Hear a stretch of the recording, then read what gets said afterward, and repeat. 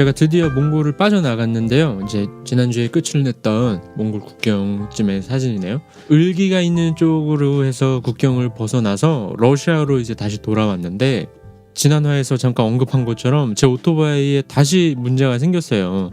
버틸만 했다고 생각했던 오토바이 상태가 험한 몽골의 북부 루트를 거쳐가면서 또 말썽이 된 거죠. 그래서 두 가지가 문제였는데, 하나는 또 클러치가 문제가 돼서 최고 속력이 20km 정도밖에 안 나온다는 게 이제 문제였고, 다른 하나는 북부 루트에서 얼마나 제가 험하게 탔는지 이 앞쇼바가 터졌더라고요.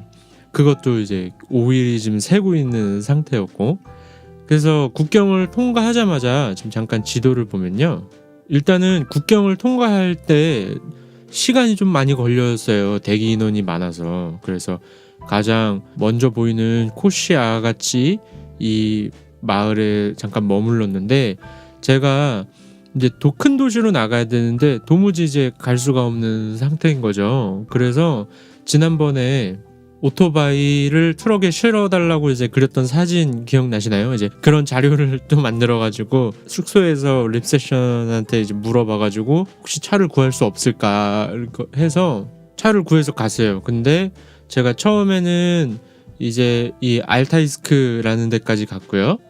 근데 알타이스크 가서 물어보니까 더 큰 도시로 가야 고칠 수 있을 것 같다, 부품이 없다고 그러더라고요. 그래서 알타이스크에서 다시 차를 섭외해서 노보시비르스크라는 곳까지 갑니다. 그래서 노보시비르스크는 제법 큰 도시예요. 그러니까 지금까지 몽골에 들어오기 전까지의 러시아의 도시들은 사실은 도시라기보다는 마을들이었죠. 그래서 이르쿠츠크가 제법 큰 곳이었고, 그런 그 전까지는 다 이제 마을이었는데, 노보시비르스크는 좀 동네가 큽니다. 그래서 여기서는 내가 오토바이를 정비를 할 수 있겠지 이렇게 생각을 하고 왔죠, 제가.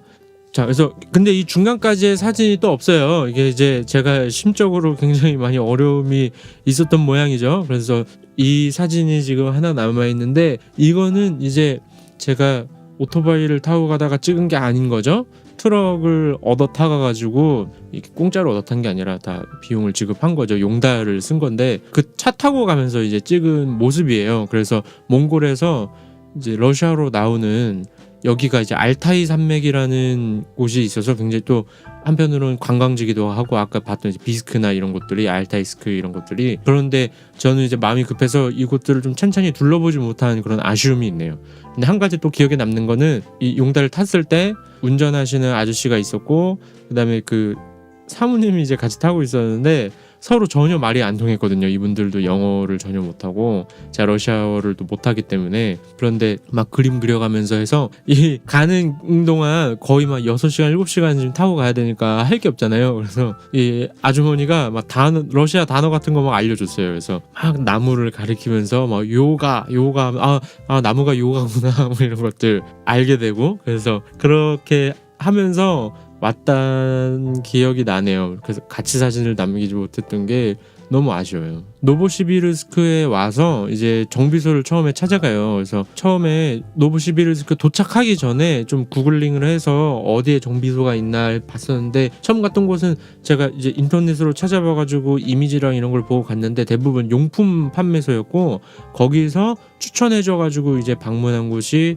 여기 모토시비르라는 곳입니다. 굉장히 찾기가 어렵게 돼 있어요. 이 주변이 다 약간 컨테이너 박스 같은 창고 같은 것들을 이제 가지고서 하는 건데, 여기서 이제 실제로 지금 내 오토바이의 상태가 어떤지를 이제 점검을 받았어요. 그래서 샤샤라는 친구가 이제 제 오토바이를 봐주려고, 어쨌든 클러치가 지금 문제인 걸로 보여지니까 연 거죠. 그래서 기름을 먼저 다 빼고, 그 다음에 이제 클러치를 열어봅니다. 이제 뚜껑을 열어봤는데 뭐 아니나 다를까 사진에 보시면은 그냥 완전히 하나도 안 남고 그냥 타버렸죠. 그래서 디스크 교체해야 된다라는 결론에 결국 도달하고 맙니다.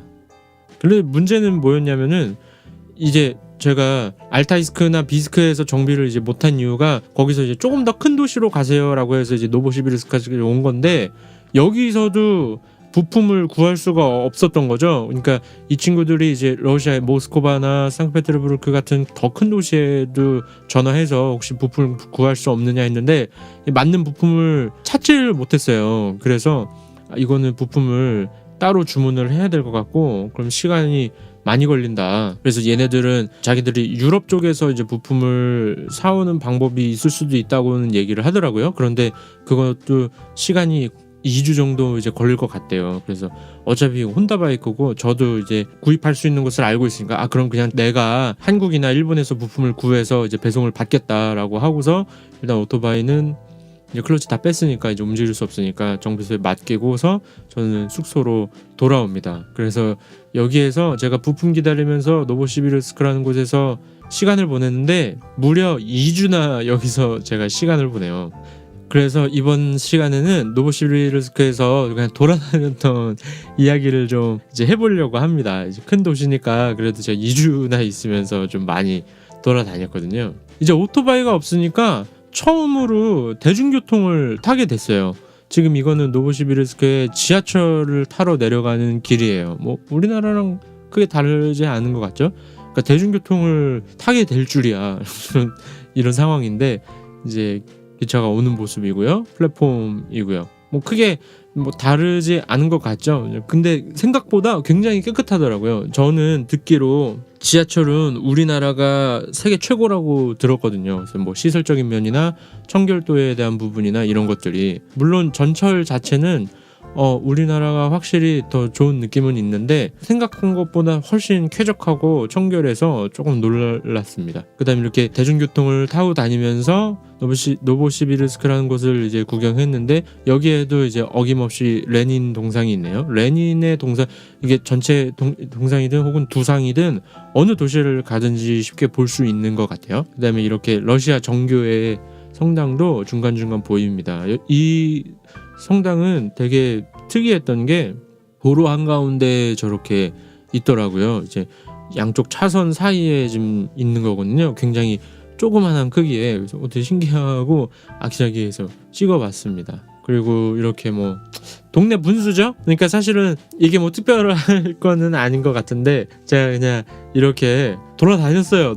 노보시비르스크에서.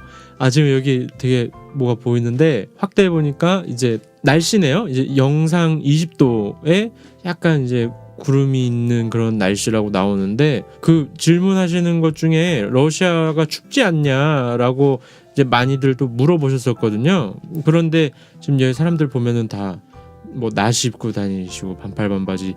러시아도 여름은 여름이에요. 물론 우리나라처럼 완전 무더위 이렇게 찌는 날씨는 아니지만 여름은 여름이라는 거. 그래서 결코 이 시기가 그렇게 추운 시기는 아니었고요.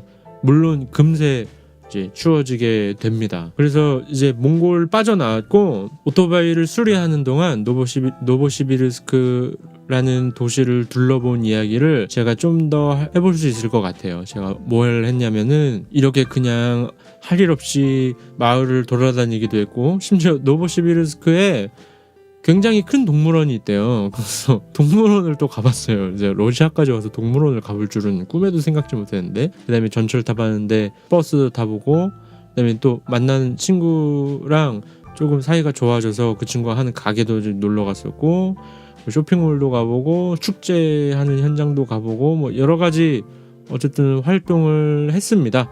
그래서 그런 것들 또 다음화에서 저 오토바이가 되살아나기까지의 이야기들을 좀 더 해보도록 하겠습니다. 그럼 오늘 화는 여기까지 마무리를 하고요. 계속 여행기가 듣고 싶으신 분들은 구독과 좋아요를 좀 부탁드릴게요. 그러면 다음 화에 뵙도록 하겠습니다. 감사합니다.